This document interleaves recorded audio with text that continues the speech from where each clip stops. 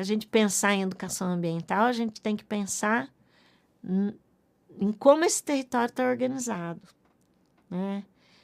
Não existe o ambiente em nós, né? O meio ambiente em nós. Nós somos, né? Então, isso a gente aprende muito com os indígenas, principalmente, né? O povo preto também, mas com os indígenas é muito forte isso, né? Como todo o ambiente. A pedra é um ser, né? A árvore é um ser. Por isso a questão da terra é importante, né? Onde os seus mais antigos, aqueles que já, né, morreram, né? Se encantaram, né? Como eles dizem. Precisa cuidar daquela terra, né? Porque tudo aquilo tem uma vida, alguma vida, né? Não tem seres como a gente fez essa classificação na ciência, né? De que a pedra é só uma pedra, né? Não, a terra é só... Não, tem muita vida ali, né? Tem muita coisa para acontecer ali. Então, se a gente incorpora tudo isso numa lógica de que é a vida, a gente vai pensar a cidade de outra forma, né? Vai pensar a cidade como um equipamento vivo e pulsante.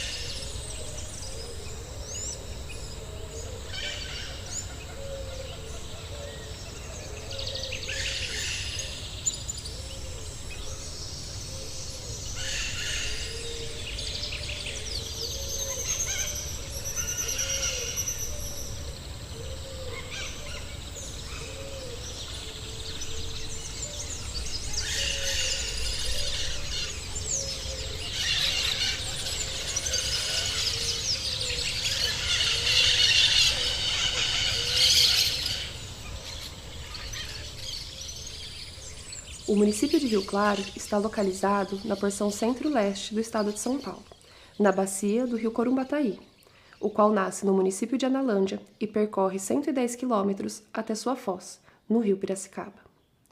O rio possui trechos encachoeirado e corre em vales estreitos e profundos. Ao cortar o município de Rio Claro, o rio corre em vales abertos, com muitas curvas e meandros. O Ribeirão Claro é o córrego da Servidão, são seus afluentes da margem esquerda. Na margem direita encontra-se o rio Passa Cinco e seu afluente, o rio Cabeça, os quais se juntam ao Corumbataí.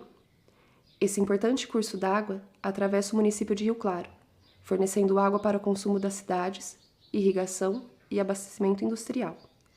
Suas margens são caracterizadas pela vegetação nativa, especialmente o cerrado e a Mata Atlântica.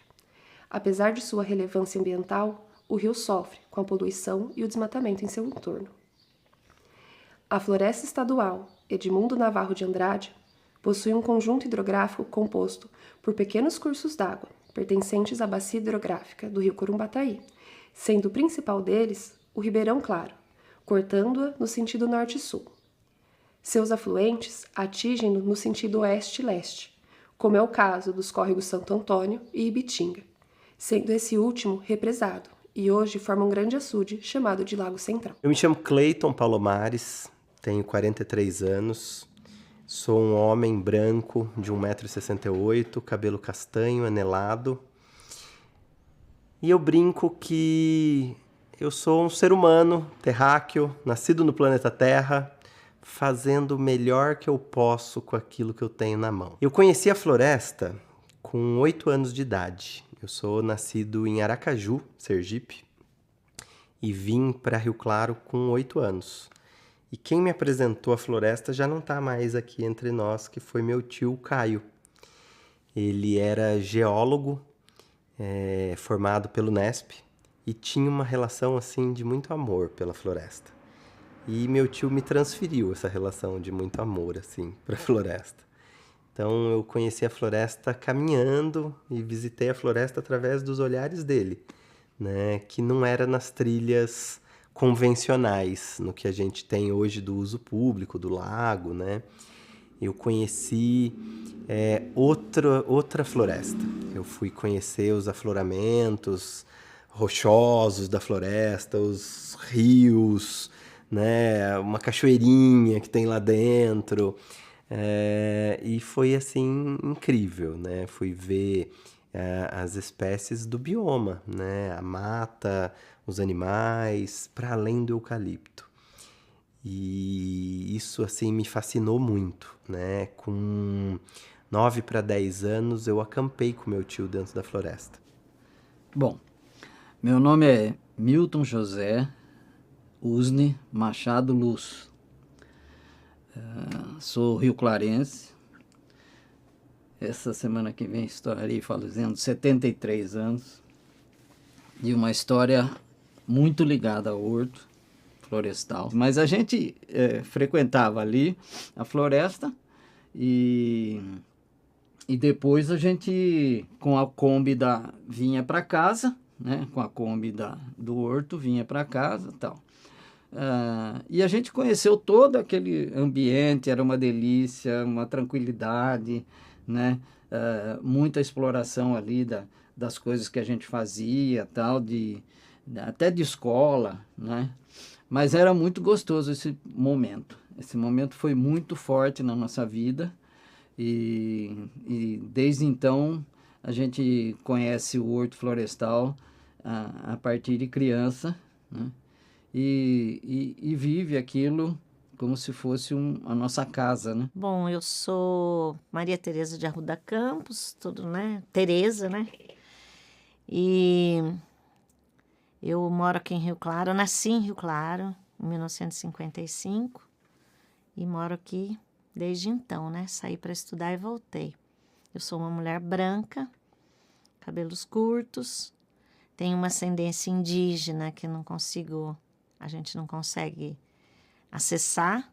O nome da minha mãe era Queti, né? Um nome super indígena, todos os irmãos dela também, as irmãs com nomes indígenas, então a gente tem uma ancestralidade indígena, mas que a gente não teve acesso e não conseguiu até hoje descobrir direito como é que a gente veio até aqui, né? Eu sou uma mulher, então, que estudei, morei sempre aqui em Rio Claro, filha do juiz da cidade.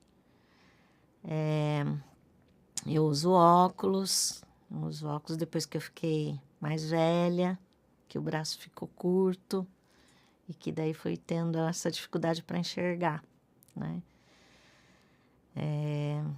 Sou separada e tenho 3 filhos, né? O Leonel, o Vitor e o William.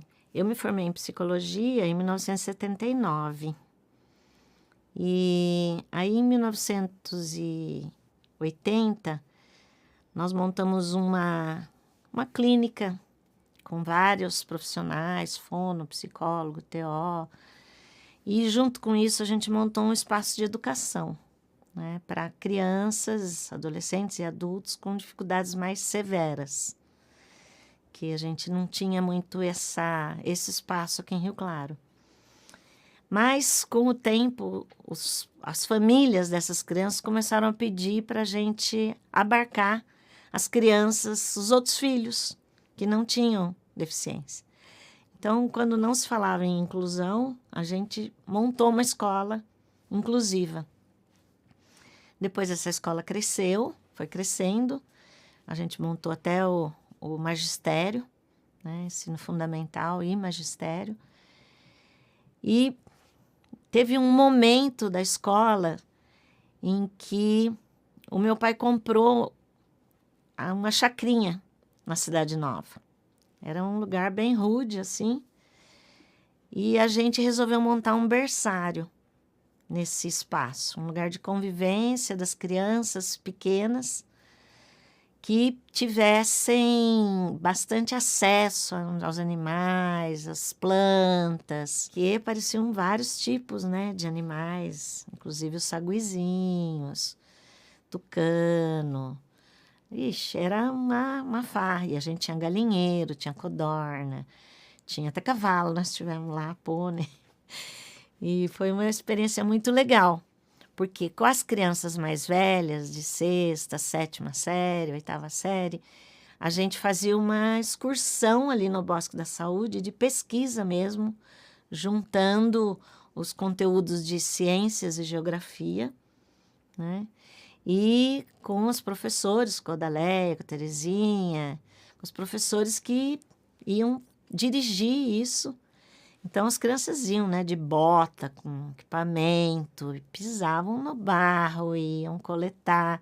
Isso era o fundo, né? Era o fundo ali. Depois vinham com os materiais, iam estudar, tal, porque a gente tinha essa preocupação desse espaço de Mata Atlântica que a gente tem no centro da cidade, né?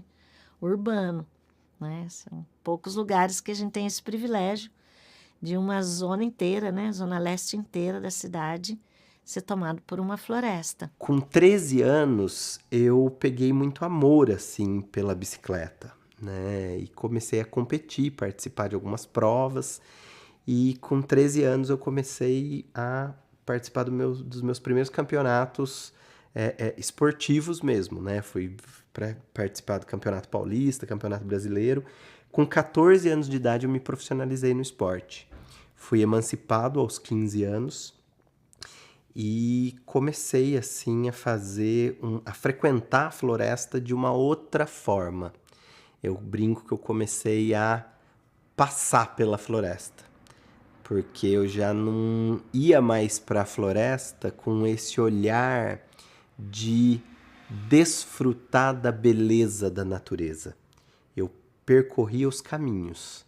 Então, porque o objetivo era chegar, o objetivo era o treino, era um olhar de alta performance.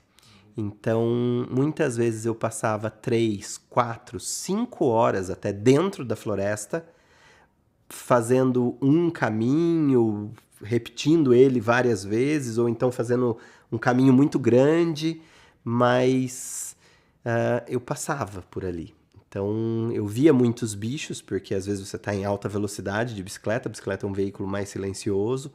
Então, eu tive a oportunidade de ver 2 onças dentro da floresta, uma onça parda e uma onça preta, né, que se assustaram comigo porque eu cheguei em alta velocidade perto delas, né?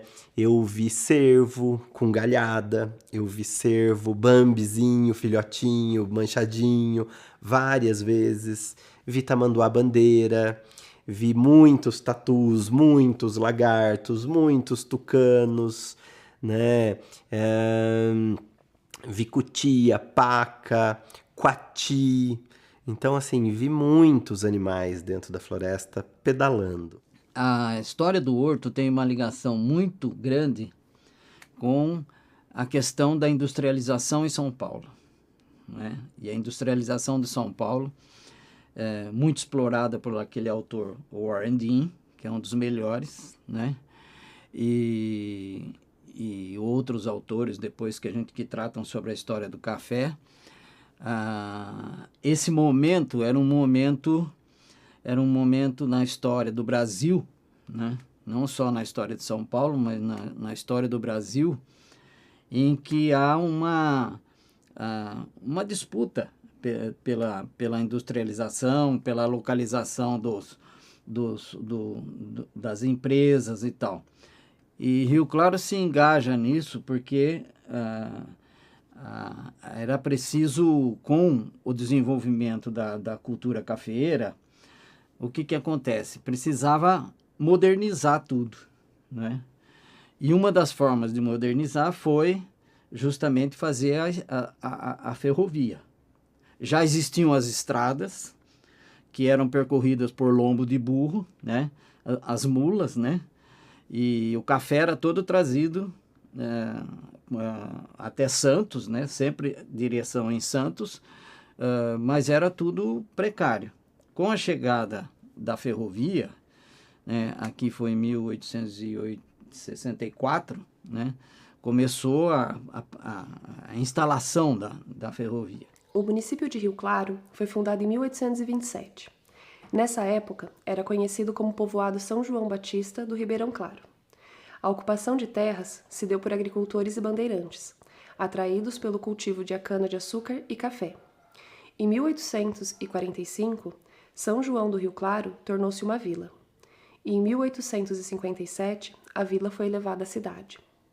Com o declínio da cana-de-açúcar, houve o cultivo do café, dando grande destaque para a cidade. Nesse período, o Brasil se tornou um grande exportador de café, instalando cada vez mais fazendas para suprir essa demanda. Assim, os sistemas ferroviários foram implementados para o escoamento dessa produção.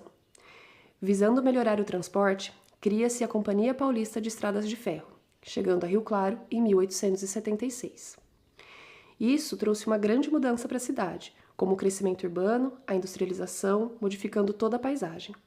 A Companhia Paulista, grande responsável pelo desenvolvimento do município, foi também responsável pelo desmatamento de reservas nativas, pois a madeira extraída dessas reservas servia como matéria-prima para muitos utensílios industriais e residenciais, para a confecção de componentes dos próprios trens, para a construção de vagões e também para as dormentes dos trilhos. Foi então que Edmundo Navarro de Andrade assumiu a tarefa de realizar pesquisas, buscando uma solução que não prejudicasse tanto o meio ambiente, ou ainda que minimizasse os efeitos destrutivos. Suas pesquisas foram direcionadas na experimentação de diferentes espécies de árvores, principalmente o eucalipto.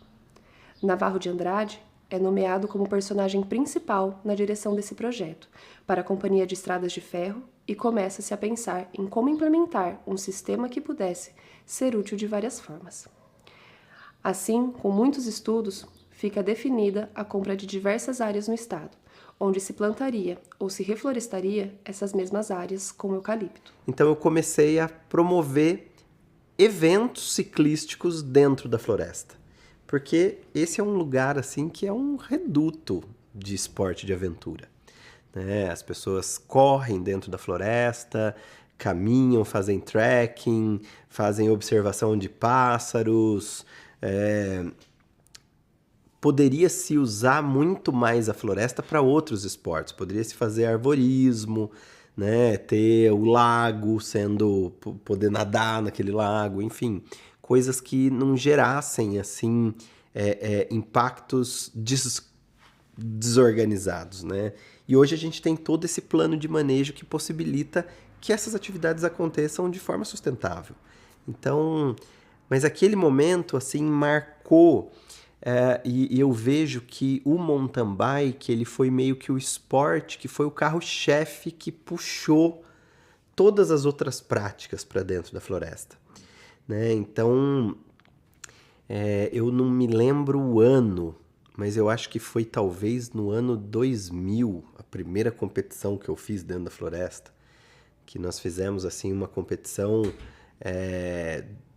dentro dos aceros de essências exóticas e aromáticas. Então nós passamos assim os single tracks por baixo da alameda de eucalipto citriodora dentro da floresta. Aquilo foi lindo, sabe? Foi uma realização. Eu tinha acho que 19 anos, né?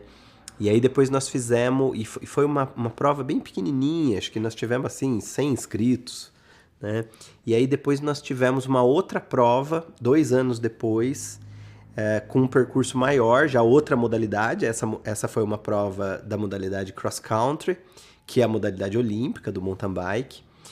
E aí depois nós fizemos uma prova de cross country maratona, saindo do estacionamento do shopping e indo até a floresta, atravessando a floresta. Era um circuito de 60 quilômetros no canavial, e retornava passando pela floresta até o estacionamento do shopping. E foi muito legal, porque a premiação foi no pátio de alimentação do shopping, foi um negócio assim, teve evento antes, depois, foram 2 dias de evento, então foi muito legal. Inicialmente fizeram uma experiência em Jundiaí, em 1906, e depois, com a compra aqui da área de Rio Claro, né, o Navarro veio para cá e aí começou a pesquisa mais intensa sobre qual madeira seria melhor, mais adaptável, com crescimento mais rápido para atender as demandas da ferrovia, que já estavam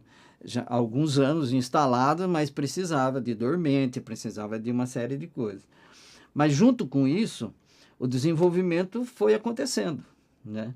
Então não era só atender a confecção de dormente, tinha que fazer vagão, tinha necessidade de poste, de cerca, de uma porção de coisa. Então o Navarro se instalou aqui, era uma pessoa muito capacitada nesse sentido, muito com uma visão muito clara do que precisava, e aqui foi criada uma verdadeira agroindústria. Então o Horto Florestal não está aqui só por causa de silvicultura, né? Que trata da produção de eucalipto. Era uma agroindústria muito forte, onde você tinha praticamente uma autossuficiência em tudo. Posso começar? Pode. A ideia de fazer esse mapeamento surgiu quando ainda estava elaborando meu TCC. A minha orientadora na época, a professora Daniela, a gente conversando sobre a pesquisa, ela falou que seria interessante eu fazer uma entrevista com os moradores do horto. Então, na época, eu não tinha contato de ninguém, não os conhecia. Eu vim com a cara e com a coragem conversar com eles. Desde o começo, eles foram muito receptivos, muito abertos, me ajudaram muito. Tudo que eu sempre precisava perguntar para minha pesquisa e tudo mais, os moradores participavam.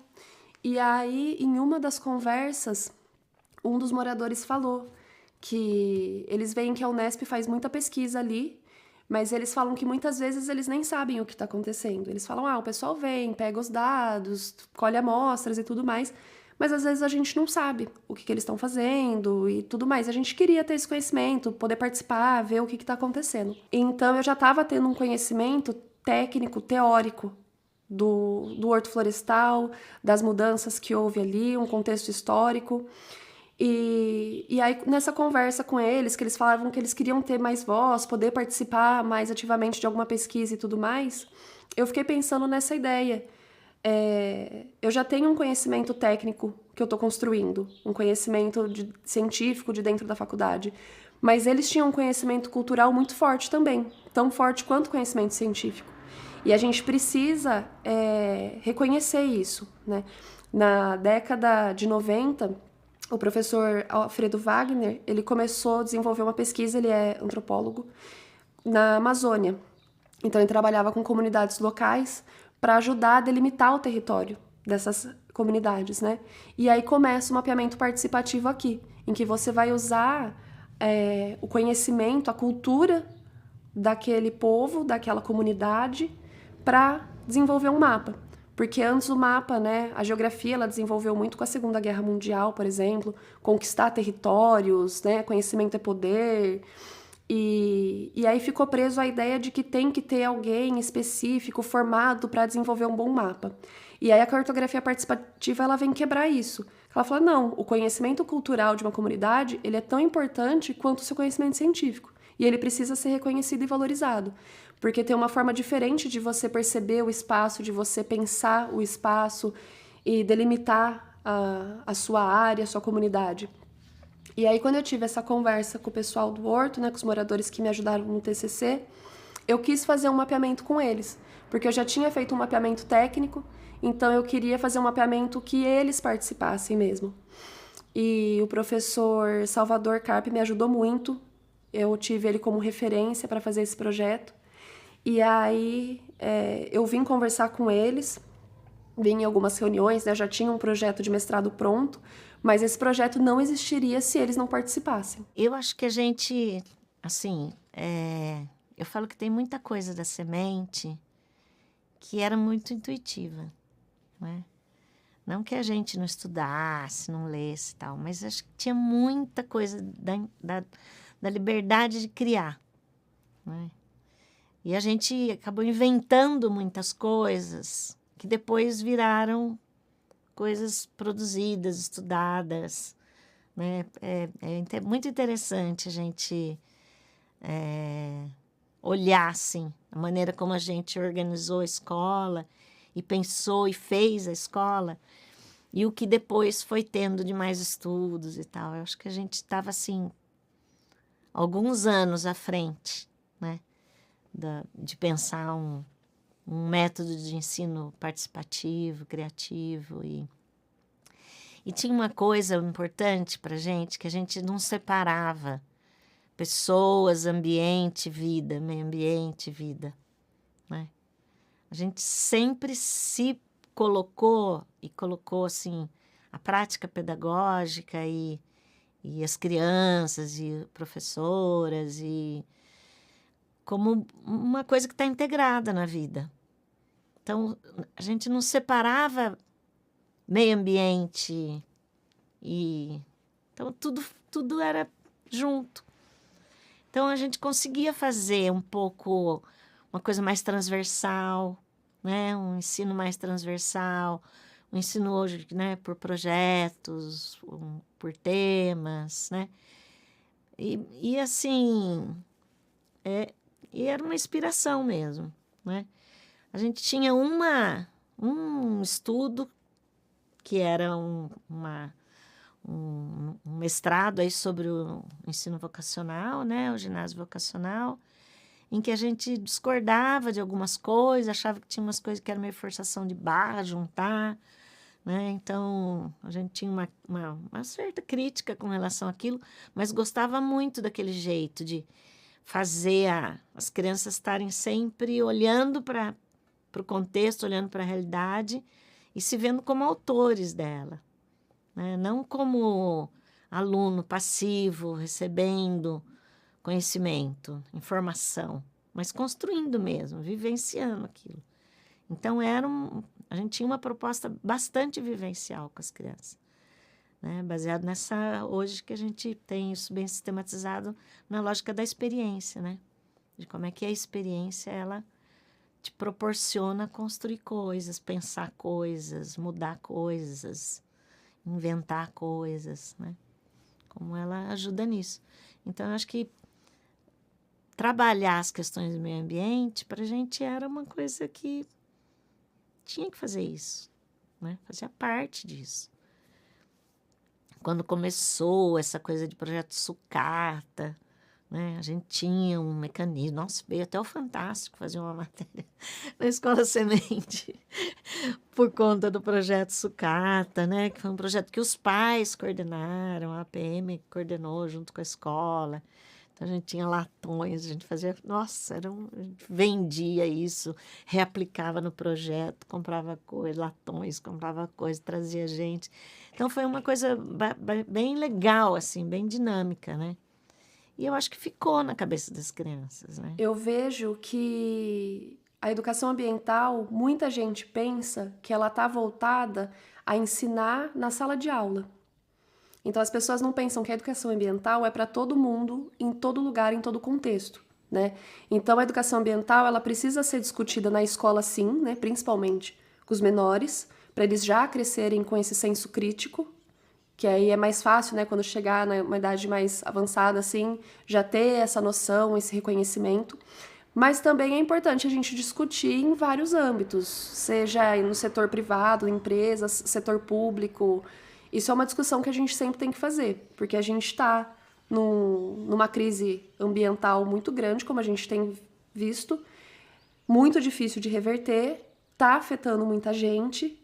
Às vezes pode não nos afetar diretamente, mas se você vê as grandes chuvas e secas que já teve, atrapalhou, por exemplo, grandes culturas. Então, assim, a gente vê um preço muito alto do café, porque uns meses atrás a gente teve uma seca que atrapalhou muito o desenvolvimento das culturas. E aí a gente tem uma grande exportação dele também, mas de várias áreas. Então a gente vê esse aumento, por exemplo, no preço no mercado e tudo mais, que está diretamente ligado. Ou não chove, tem uma grande seca, ou chove muito e também atrapalha o desenvolvimento. E aí, então, eu vejo que a educação ambiental a gente precisa discutir em todos os lugares. Muita gente fica presa essa ideia de, tem que discutir na escola. Sim, também. Mas a gente também pode pensar a educação ambiental para mudar a nossa própria prática, o que a gente faz. Com pequenos pontos que cada um fizer, a gente já vai conseguir pequenas melhorias. E então a educação ambiental, ela busca desenvolver conhecimentos sobre ecologia, o nosso impacto no meio ambiente, a nossa responsabilidade ambiental também. Muita gente acha também, como a gente discutiu, que é responsabilidade do Estado, da prefeitura e tudo mais, mas nós somos responsáveis também. Não adianta a gente só ficar falando que a prefeitura não fez isso e tudo mais. A gente tem uma parte muito grande que muitas pessoas não fazem.